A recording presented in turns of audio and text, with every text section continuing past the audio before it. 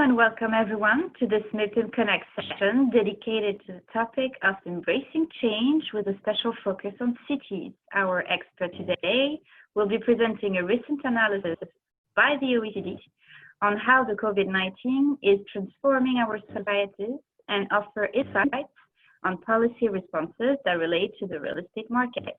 My name is Kenza. I'm a conference producer for MIPIM events, and I am delighted to welcome today Soo-Jin Kim, who is Head of Urban Policies and Reviews Unit at the OECD. Welcome, Soo-Jin. Thank you for joining us today. Hello, Kenza. Thank you for inviting me today. The focus of our webinar today is to learn from analysis conducted by the OECD on the impact of the coronavirus pandemic on urban living, and to learn from policy responses that the OECD collected from around 50 cities. How is the pandemic transforming workplace practices and the housing market in cities? What would be the implication for the urban built environment in the short and mid-term? How can governments seek to combine economic, environmental, and social resilience in cities? And now, without further ado, here is our special guest speaker, Soo-Jin. Thank you very much, Kenza. I would like to reflect briefly on each of the three questions that you just outlined, namely how the pandemic is transforming workplace practices and the real estate markets in cities. Second, what these transformations will mean for policies that will shape the urban built environment in the years to come. And third, recall that governments will have the difficult but necessary task to achieve not only economic but also environmental and social resilience in cities, and that the real estate sector will have a key role to play here. So let's maybe start with our first point. Of course, the pandemic has had an unprecedented impact on the global economy, but not all places have been hit in the same way. For each of the 30 countries where we had comparable data, the graph here shows the region that has the highest share of jobs at risk of being lost. So for example, at the top, you see that the region of Helsinki in Finland risks losing just over 20% of its jobs.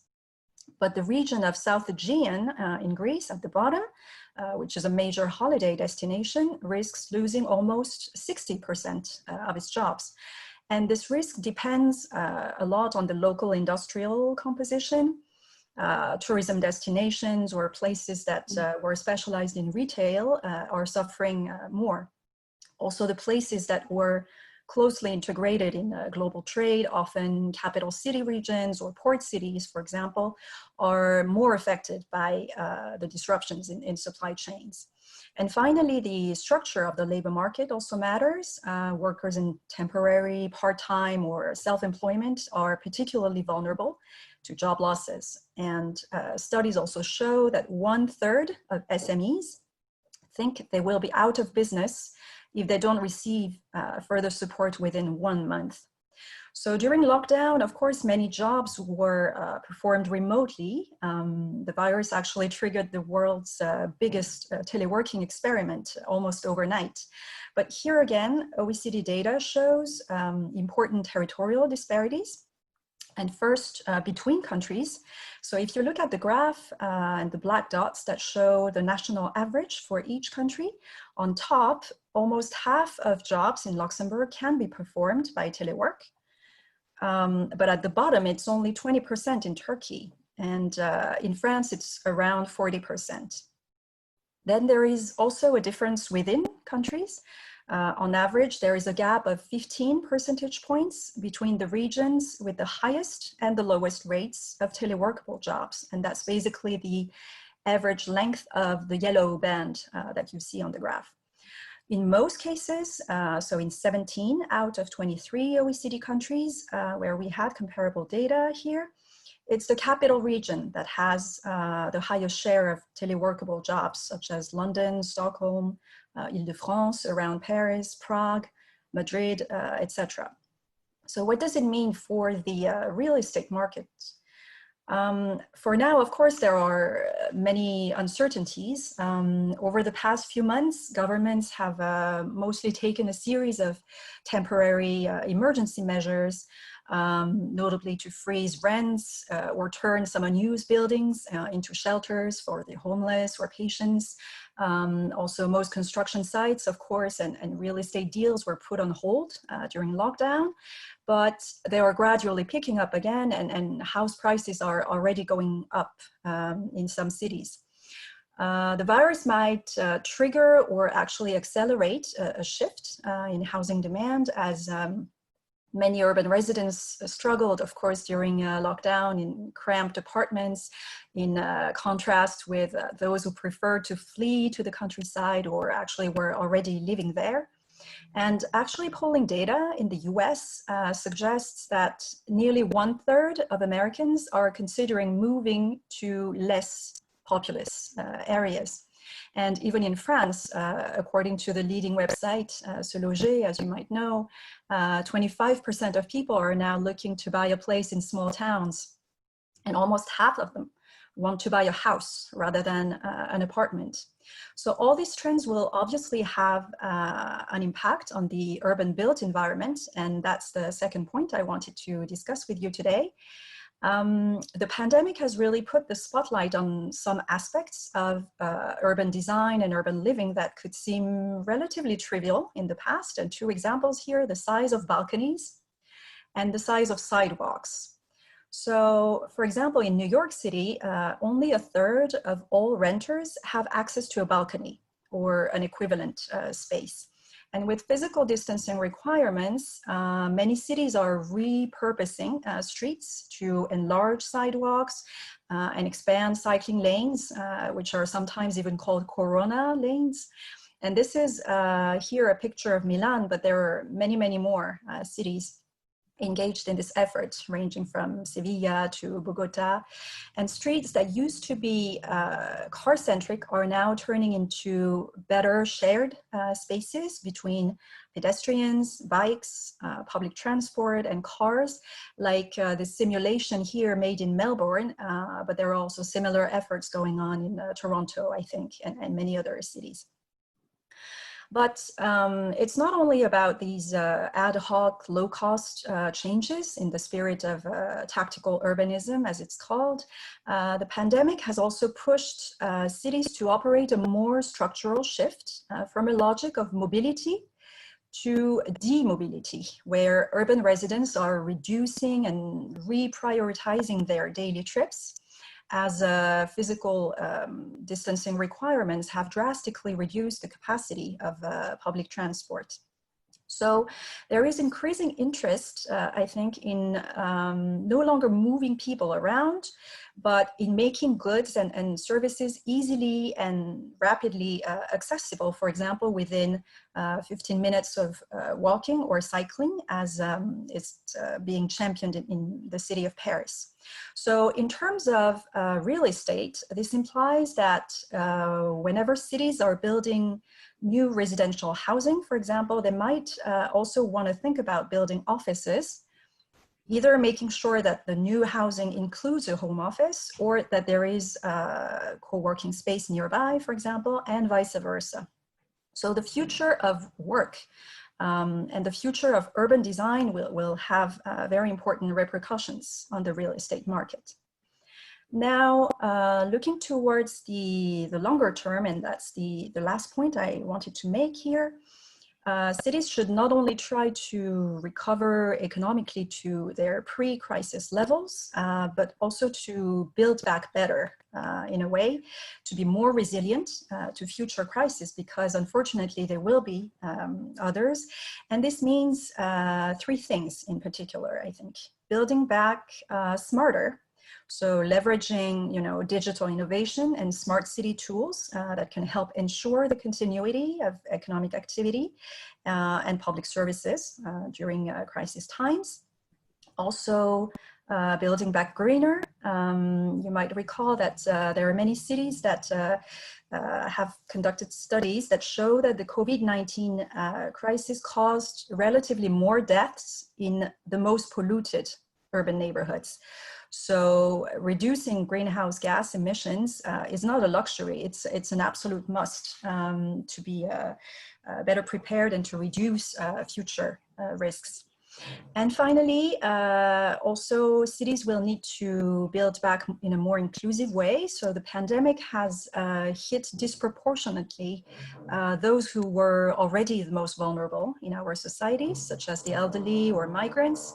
But the economic crisis is also threatening to turn part of the middle class into new urban poor, in a way, who will be easy victims to any future crisis. So here again, in terms of implications for the real estate market, it will be essential to build or renovate existing units into smarter, more connected homes or commercial spaces that are energy efficient and affordable for different types of categories in the society. So as a conclusion, my talk today, of course, has only been a teaser of all the analysis that the OECD has conducted on how cities are responding to the COVID-19 crisis. So please don't hesitate to read more and to reach out through the links that are here. Thank you so much for your attention, and I'm handing back to you, Kenza. Thank you. Thank you very much, Soo-Jin, for sharing these insights and these slides. Maybe just a few questions to conclude your keynote. Starting with the last slide that we just showed, that you have just shown on the screen, cities are currently undertaking a wide range of place-based responses. Could you maybe share a bit more about these other categories of policy responses that have been collected by the OECD but have been left out of the presentation? Mm-hmm. Sure. Indeed, our paper looked at examples of policy responses from around 50 cities in OECD countries and even beyond. What was striking was really the large variety of measures and the shift also that we observe over time.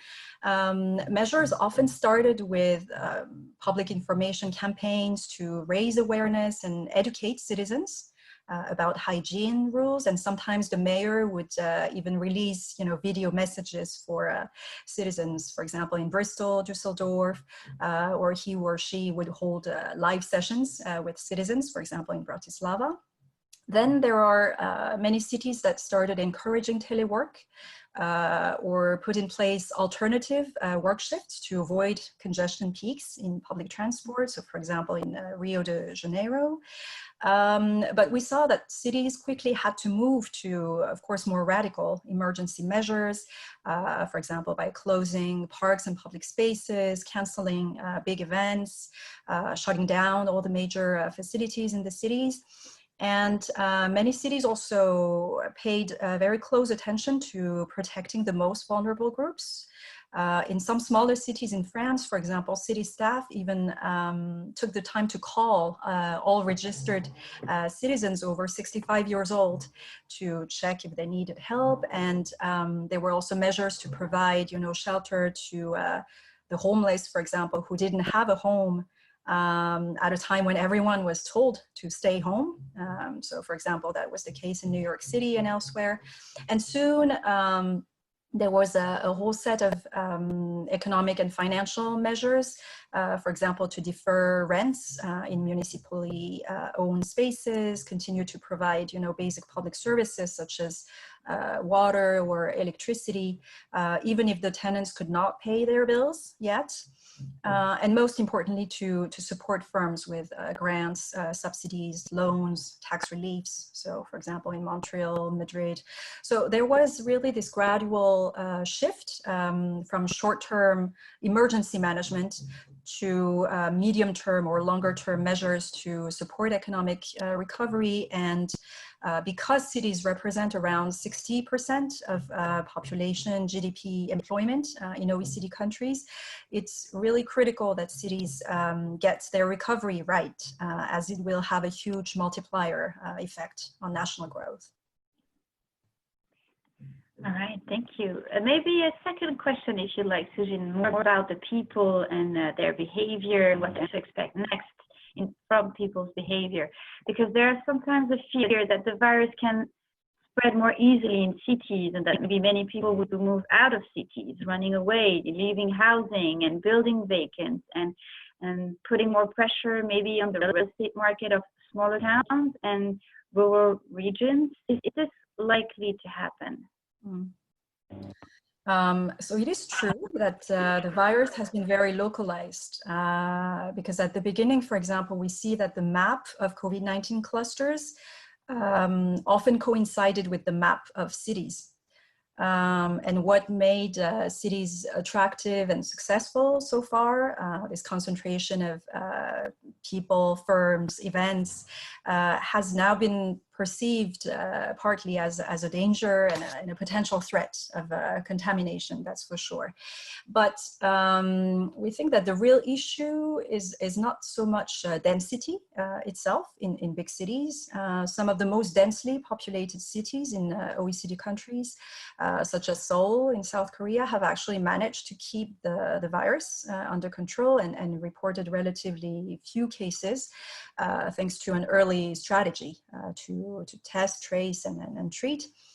Now with the rise of teleworking, which will partly become the norm in some companies, some urban residents might indeed consider relocating out of big cities. And in fact, some mid-sized cities were already gaining population and economic activity already before the pandemic. So for example, in France, there was a survey conducted in 2019 that showed that 70% of French people actually do not want to live in a big city if they were given the choice. And also, we see that in countries that have a more polycentric system of cities, such as Germany or Italy, for example, mid-sized cities are actually more productive than the capital city itself. But at the same time, the fact that people are considering relocating doesn't mean that they will actually do it or act on it. And the reasons why people concentrated in big cities in the first place are not only for employment. There are also, educational considerations or cultural considerations, for example. And not all of these facilities, schools, museums, not all of these can be duplicated and offered elsewhere, even with digital tools.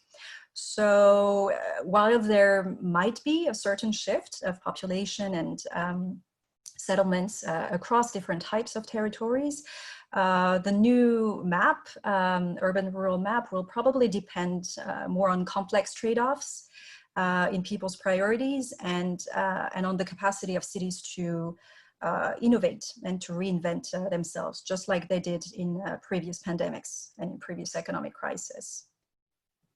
Very interesting indeed. Maybe a last question, if you like. Cities and countries around the world are now progressively coming out of lockdown. What could be your advice to real estate stakeholders in this incredibly complex environment? So the real estate sector has been one of the sectors that were hit by the crisis. So for example, in terms of office space, retail space that has been very hardly hit, logistics space, residential and student housing, for example, the sector of hospitality, of course, with all the hotels. So it's been a sector that has suffered a lot with the crisis, but it's, I think, also part of the solution to make sure that cities don't simply go back to business as usual, which would make us more vulnerable to future crisis. So of course, most governments are pumping, thousands of millions of cash into the economy in an effort to rescue businesses and reboot growth. And public deficits are really projected to go through the roof in most countries. So in this gloomy context, I think there will be a pressure to do more with less. And so real estate projects that can contribute both to economic recovery and to more sustainable urban development for greater resilience are really likely to draw policy attention, I think. Cities produce, more than 70% of greenhouse gas emissions, and they consume 2/3 of energy. They generate half of solid waste in OECD countries. And of course, recently with the COVID-19 crisis that suddenly froze, all traffic and cut emissions and cleared the skies blue above the most polluted cities. But all these nice changes are unfortunately a bit temporary. And so with the gradual lifting of restrictions, there are concerns about the risk of a massive rise in individual cars and more urban sprawl. So I think real estate stakeholders have really a unique chance to work more closely with the public sector, financial institutions, housing associations and others to contribute to this greener and more sustainable recovery and greater resilience in cities in the future. Thank you very much, Soo-Jin. I think we're going to wrap this up for today. Thank you for your time today, for joining us on MIPIM Connect. It was a great pleasure to have you here with us. Seems to me like the built environment has yet many stories to tell, leaving plenty of opportunities for business success stories. Thank you to the members of our audience for joining us, and stay safe.